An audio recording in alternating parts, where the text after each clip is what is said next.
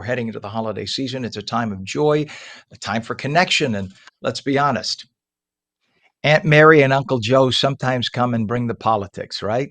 Navigating those tricky dynamics can be especially challenging for couples trying to balance love and loyalty and in laws. And to help us unpack it all, we're joined by Dr. Tracy Dalgleish, who is the author of You, Your Husband, and His Mother. I love the title of that book. Dr. Tracy's here with a holiday survival plan for couples with practical strategies to anticipate challenges, set some healthy boundaries, I should say, and come out of family gatherings stronger together. Good morning to you, Dr. Tracy. Good morning, Ken. Thank you for having me here. And I know we're all having conversations about holidays right now. Yeah, there's even the title of your book. It reminds me of there used to be a play on Broadway years ago. I love you. You're perfect now. Change. You're not old enough to remember that. I'm much older than you, but every time I used to hear that, I'm like, that is so much, right? You're Yes. clearly a doctor. You understand that is so many people say he's perfect, but if only. And you can't change people. So this is the same thing here. You just kind of have to accept and live and let live. So how do we deal with this when we have all those loved ones coming over? Who's going to smoke the cigar with the bad hairpiece and talk about, "Ah, you like this Trump guy? We're going to hear this. How do we deal? Ken, I say to every couple who comes into my therapy room that it's not you versus me, it's we against the problem. And that is one of the biggest struggles that couples really get stuck in. And it was what motivated me to write this book, is because everybody wants to communicate and feel connected. And every single person wants that healthy family relationship. And so, one of the first things I say to couples is about getting ahead of the holiday season. You know what uncle is coming over and who's doing what. You know if your mother-in-law is going to bring up politics or babies again this year. So have that conversation ahead of time with your partner so that it's not you versus me and you're the bad guy, but instead, how do we want to approach this year, knowing that family tends to be predictable and consistent? I have in my own situation, my husband has an aunt. I've given it away on the air because he only has one aunt. And this aunt is very political. And when I'm not doing this, I'm on political radio doing political talk. I don't talk politics when I'm off the air with family. I never do. I never bring it up. This aunt makes it a point to bring it up constantly.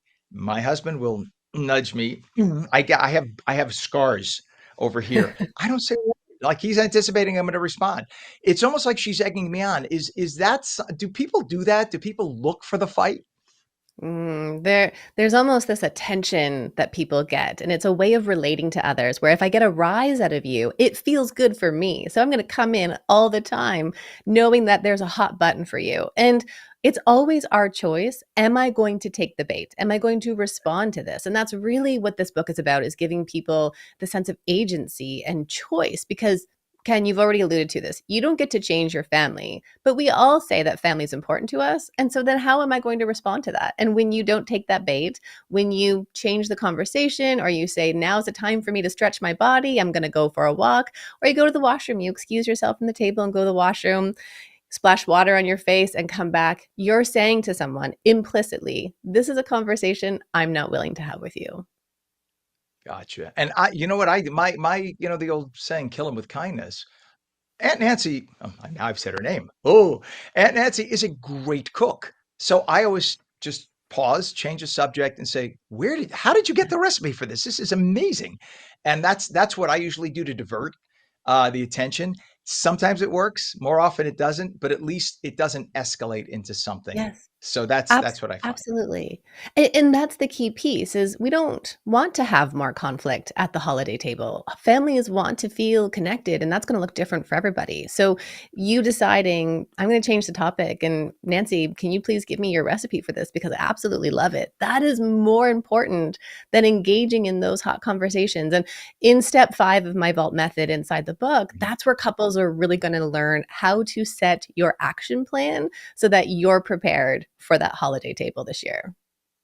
Now, is it more difficult though if you have a big group? Like you might have 5 people, you can kind of set the plan. When you get 25 or 30 for a big Thanksgiving gathering, how do you do it in that case? Well, I think that really depends. It depends on who the players are. It depends on what your relationship looks like. Do you have children that are coming to the family holiday as well? All of those layers matter. And it also depends. And this is where, again, in the first section of the book, I teach people how to identify your style, what relationship cycles you get in, and also what type of mother in law you have, because that will determine how you're going to respond to them. And so if it's a big gathering and you're feeling this pressure to engage, again, you get to choose, I'm going to step out. This isn't something that I want to do. And that really is the power of how we can show up in our relationships. Now, you've said that even confident, very accomplished women can sometimes struggle to set the boundaries with the in-laws. Why is that specifically that dynamic, the women with the in-laws? Is it that you're afraid of offending your husband, or what causes that?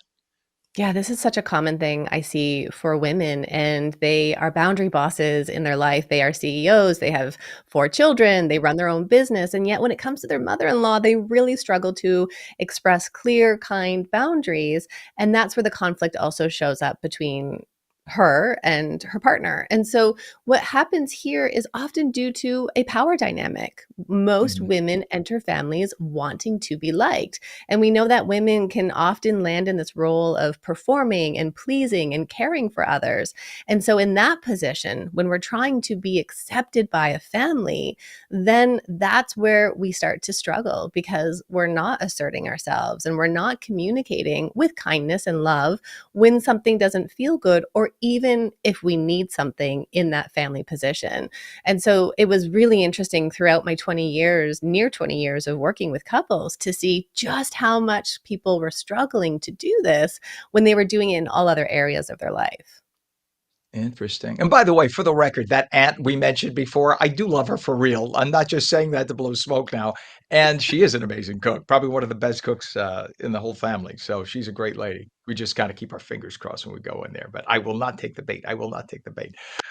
Give us a website, please, Doctor, for the book and for more information and find out more about how to plan for the holidays.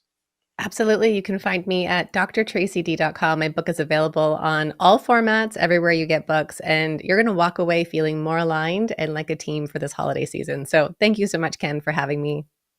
And doctor, by the way, I've gone to your YouTube site. You have great YouTube videos, phenomenal videos up. So find Dr. Tracy online on YouTube and check out the videos. Brilliant stuff. We love you. Please come on again. Thank you so much. You bet, Dr. Tracy. Happy holidays.